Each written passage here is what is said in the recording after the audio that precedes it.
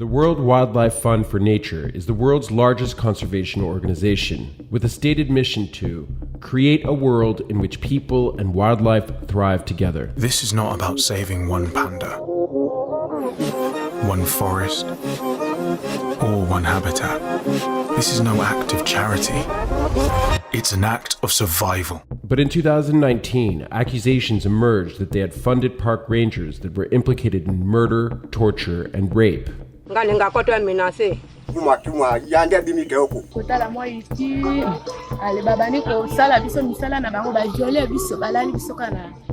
Salonga National Park in the Democratic Republic of Congo, indigenous peoples speak of suffering beatings, rape, and murder at the hands of guards. WWF DRC is extremely involved in the running of the park. It wasn't until a year later that one of the more senior people in WWF DRC asked, what's happening with this? He found out that the park director and the country director had blocked further investigation, and that they did so pretty clearly because they were concerned about adversely affecting their relationship with the government. Other examples of WWF-linked human rights abuses have emerged in the Central African Republic, the Republic of Congo, and in Cameroon. The guards, they can set fire on the camp to say the fire belongs to a poacher.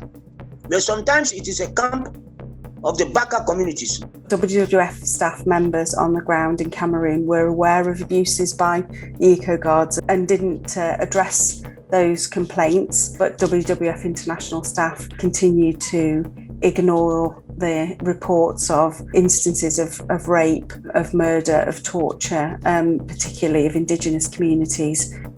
The illegal wildlife industry is estimated to be worth up to $23 billion a year. It's the world's fourth largest illicit market, and it's run by violent organized crime groups ready to go to war with anyone who gets in their way. He tried to shoot me, like this, he says. In its efforts to stamp out poaching, the WWF has supported governments and co-sponsored forest rangers which provide cash, weapons, training, and high-tech enforcement equipment. But these anti-poaching units now stand accused of carrying out atrocities against indigenous communities. So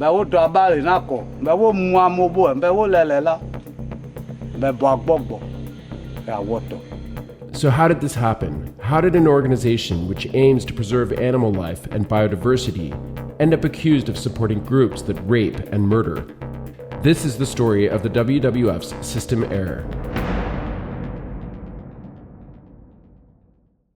Founded in 1961, the World Wildlife Fund for Nature was created to support the work of existing conservation groups struggling to save endangered species. The WWF helped fund many programs around the world, and as early as 1963 published an important paper on the threat of global warming. The organization has since grown exponentially, expanding beyond preserving endangered species to promoting biological diversity and sustainability, reducing pollution, and slowing climate change. But in 2019, a BuzzFeed investigation would starkly challenge the image of the WWF, with accusations they had funded eco-guards that committed human rights abuses and murder.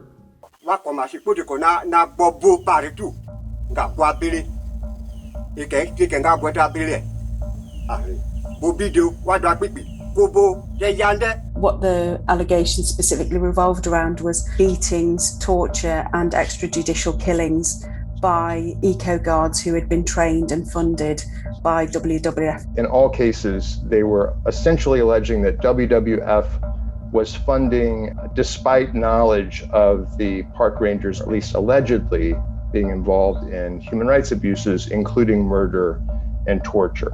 John Knox was a member of the independent panel the WWF created to investigate these allegations. What they discovered was that the WWF had a systemic problem that it had chosen to ignore for years. We didn't find evidence that WWF itself was directly involved in any murders, tortures, or rapes, in the sense that WWF staff members were somehow carrying them out. The WWF, for years, has had very strong commitments on paper to make sure that they're safeguarding human rights. And the problem is they have not put the necessary implementation to do what they say that they'll do. The organization has not publicly apologized to the victims or their families, while the independent report has cleared WWF staff from direct involvement in the allegations. There's a kind of sleight of hand there. While they weren't directly directing those abuses and WWF staff were not engaged directly in abuses, they were part of a wider system that led to those abuses. In other words, offices within WWF always tell each other only the good news. In the DRC, where they simply didn't report the fact that they were receiving serious human rights allegations. But when that report was presented to the international board, they actually made the situation sound better than it really was. The failure of the WWF to act on serious allegations was repeated in Cameroon, where human rights abuses were also reported. The failure was on the part of WWF as a whole, as an entire organization. It's the responsibility of WWF International and the WWF International Board of Directors to make sure that these kinds of abuses didn't happen. The WWF is a federalized organization, meaning that each branch operates independently with supervision from the head office, and different countries have different ways of accepting funding. So although the WWF provides the cash, how that money is spent is often at the discretion of local governments.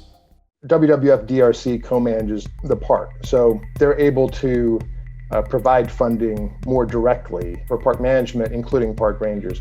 In other places like India and Nepal, the government is much more, let's say, exclusionary to WWF, so it really varies quite a bit from government to government. And eco-guards do face very real threats on the ground. Nearly 50 were killed in 2018 alone. They undoubtedly need appropriate equipment and training to face off against the poachers. These more militarized strategies have led to abuses of local communities and even PTSD amongst rangers, because they believed that they were going to be doing a job that was about wildlife management, and they had roles in kind of ecological monitoring and so on. But then as poaching escalated and as conservation became more militarized, they find themselves drawn into engaging in much more forceful forms of conservation that perhaps they didn't sign up for. But in some instances, as in the Central African Republic, guards received paramilitary-style training in weapons handling and combat tactics. Without proper oversight, it is believed by many that this training was then turned on innocent people from indigenous communities. And in Cameroon, guards were incentivized to catch poachers, ivory, and weapons with bonuses, increasing the potential for human rights abuses. Charles Nsokali, an indigenous Baka from the DRC, has produced documentaries on the indiscriminate manner in which these park rangers operate. There was a serious case, what we call the anti-poaching squad. Some go with violence and beat the Baka who are settled in the forest, just to tell them where the poachers are. They're kind of induced to go after these really bottom-level poachers, but they don't have the resources, and frankly, I think there's political opposition to them going up the line to get the higher-ups, because often those people are quite wealthy and well-connected, and the government doesn't really want to go after them. Amidst these scandals, the WWF continues to receive funding from major corporations like Coca-Cola and IKEA, seeking to greenwash their image. It's really hard to see how partnering with some of the world's biggest corporations is going to solve any of the environmental problems that we face, because those corporations are deeply involved in creating the environmental crisis in the first place. Conservation organisations are in a really highly competitive funding environment, and so of course they were going to turn to corporations to get finance to support their work. The WWF's problems are not simply issues of poorly trained or corrupt park rangers.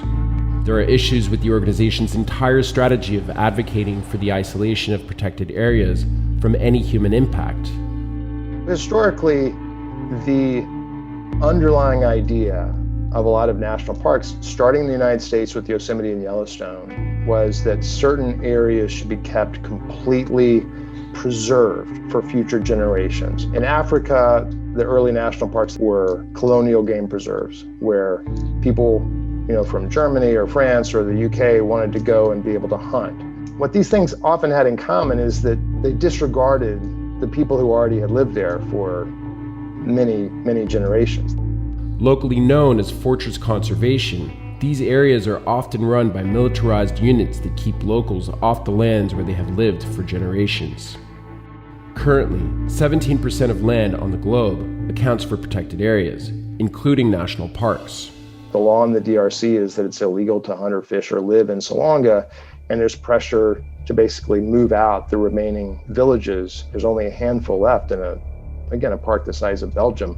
There's still pressure from this kind of fortress conservation idea to make the parks a kind of protected natural area that no humans are allowed to step foot in. This model has since been replicated by countries around the world and recognized through programs such as UNESCO's World Heritage Sites. And now, organizations like the WWF are supporting the expansion of these natural areas through the UN's Convention on Biodiversity, which aims to expand the world's protected areas from 17% to 30% by 2030.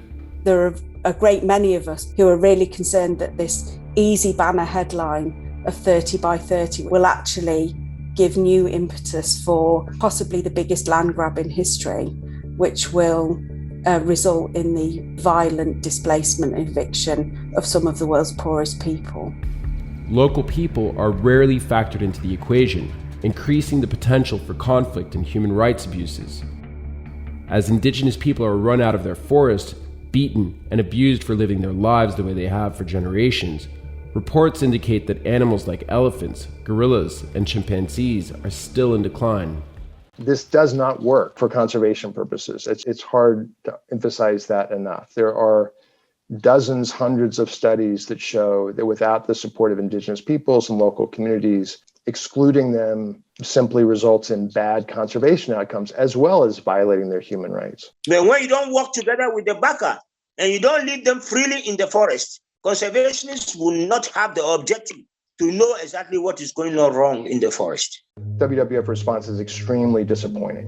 WWF did not apologize or even take responsibility for the failures to comply with its responsibility to respect human rights. They continued to point the finger at its government partners and at the difficult conditions in the countries in which it operates. But those can't be excuses.